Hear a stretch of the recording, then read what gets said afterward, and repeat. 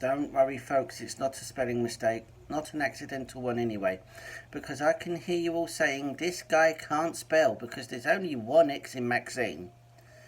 Not only can he not always speak properly and consistently in his videos without some fault somewhere that could have been better with practice and editing, but now he's resorted to spelling mistakes on words and names that my 5-year-old can get no problem. Well, I'm here to assure you folks, friends and movie lovers not to worry, because that reason is a reason that shall be explained imminently and will become clear to you all.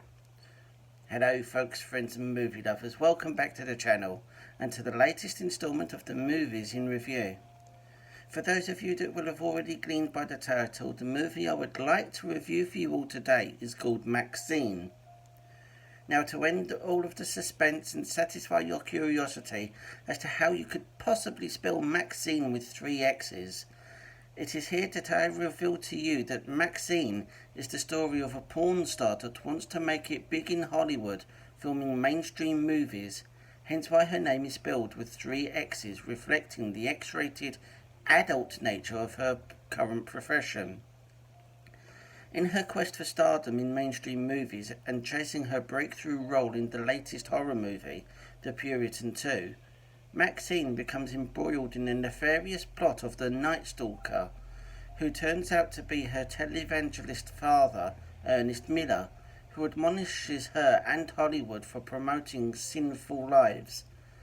Now, seemingly this would be a reference to her current career as a porn star and a tape that had been filmed some 6 years previously, which was used as evidence in the wake of a number of murders he had ordered on the stars of that tape. I didn't realise until doing a little further reading that this is actually the 3rd instalment of Ty West's X film series, all of which were written, directed, produced and edited by Ty West. This instalment is the direct sequel to the first instalment called X, and the second instalment, Pearl, an extraordinary origin story, is the prequel. We therefore have an additional explanation for the 3 X's as an indication of this being the 3rd instalment in the series.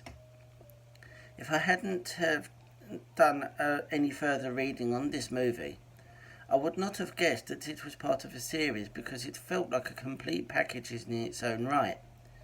That being said, it would be good to see the other 2 instalments just to see how they link into each other, especially as the lead actress, Mia Goth, reprises her role as Maxine Minx.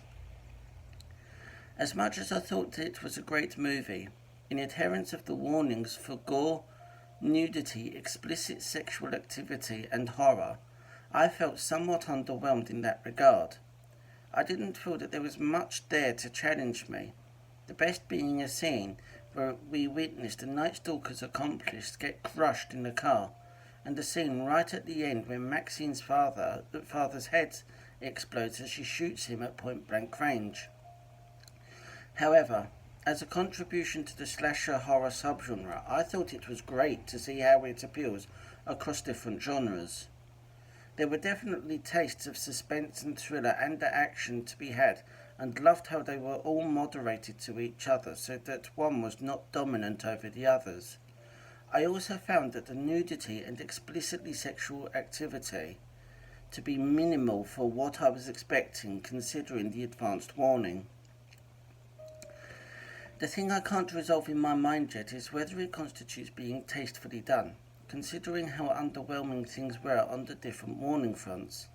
Obviously, those warnings needed to be there to accompany the age rating of 18, but don't know whether it's just that I expect too much for the warnings we get, or if whether it's simply a case of over-warning as a belt and braces cross the T's and dot the I's exercise to ensure that there are no problems getting it released and post-release. This is a movie that I probably wouldn't recommend widely because it's very niche from my perspective and wouldn't have a wider appeal as others did, despite being a suspense slasher action thriller movie.